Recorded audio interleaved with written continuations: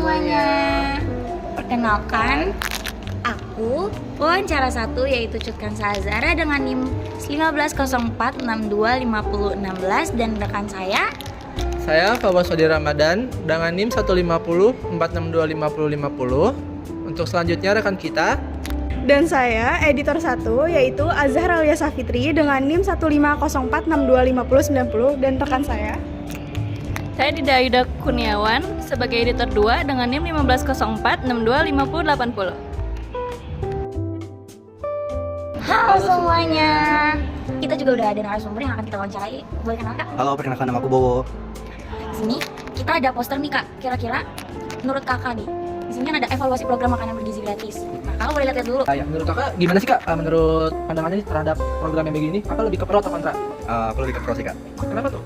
Karena dari zamanku aku pas masih SMK, ya banyak orang yang memilih buat ada program makanan bergizi gratis ini. Kenyataannya juga harusnya semua masyarakat harus dapat, cuman kenyataannya enggak.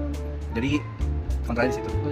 Dari aku yang pertama Kak, di sini kan dijelasin ada transparansi anggaran dan logistik. Nah menurut Kakak tuh gimana sih yang Kakak lihat dari program ini tuh udah transparansi anggarannya tuh udah benar-benar bagus atau memang perlu ditingkatin lagi? Aku ya buat pemangkasan atau informasi dana selalu berubah-ubah itu harus diinfoin ke masyarakatnya gitu Kak. Jadi itu harus jelas dan konsisten gitu kalau ada perubahan atau potong anggaran, karena ya kalau misalkannya itu ya kan MBG ya. Jadi itu buat makanan tuh harus lebih layak, lebih masyarakat ya, ya untuk masyarakat, karena kalau buat dipangkas atau gimana ya kurang. Gimana sih komunikasi dari mereka tuh kepada masyarakat? Apakah kakak punya saran terlebih sendiri?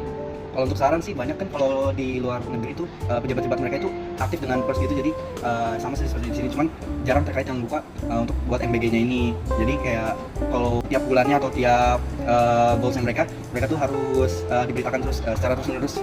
Jadi biar masyarakat tahu berapa korbannya, kan gimana, adakah bahan kah atau adakah kemajuan yang Jadi harus terbuka keseluruhan. harus terbuka secara keseluruhan, apalagi buat anggaran juga, buat kualitas juga, buat segala macam juga. Baik kak, terima kasih. Mungkin segitu aja pertanyaan dari kami, teman-teman. Jadi di sini kita udah ada narasumber kedua dengan siapa itu Kak, boleh tahu namanya? Ica. Ibu Ica. Nah di sini kita mau nanya-nanya nih tentang evaluasi program makanan bergizi gratis. Nah dari ibu sendiri nih, ibu menurut ibu ada nggak sih transparansi anggaran dan logistik dari program ini? Kayak pemangkasannya, terus informasi dan yang selalu berubah-ubah tuh menurut ibu tuh gimana gitu pendapat ibu? Ya iya sih ada, setiap harinya itu berubah-berubah, kayak menu makanannya itu nggak sesuai, misalkan 15.000 sehari itu nggak sesuai. Kalau kayak gitu kan maksudnya nggak sesuai setiap harinya nih Bu. Berarti kan ada mungkin penambahan dana atau pengurangan dana dari pemerintahnya. Itu tuh menurut Ibu transparansinya tuh udah bagus atau emang masih kurang sih Bu kayak untuk kalangan masyarakat kayak kita ini? Saya sih kurang, lebih ke kurangnya porsinya, jadi nggak yang lebih, jadi malah kurang dari 15.000 itu kebanyakannya. Oh gitu ya. Misalkan ibu lebih milih kualitas makanan yang lebih baik atau efisiensi menu terkait pemotongan anggaran, ibu lebih milih mana bu? Kualitas makanan sih. Kualitas makanan. Tapi kan di sini pemerintah memotong anggaran MBG supaya APBN tidak terlalu terberatkan dengan menurunkan kualitas makanan. Apakah ibu kontra dengan hal tersebut? Ya kan kualitas makanan itu kan lebih ke diri sendiri gitu. Jadi kesehatan anak juga kan terjamin dari segi makanan. Saran nggak sih bu? Atau kritik terhadap program ini kedepannya gimana? Ya lebih dikontrol lagi aja gitu, lebih diperhatiin anak-anak bangsa ini gitu ya kan. Ini kan penerus gitu ya.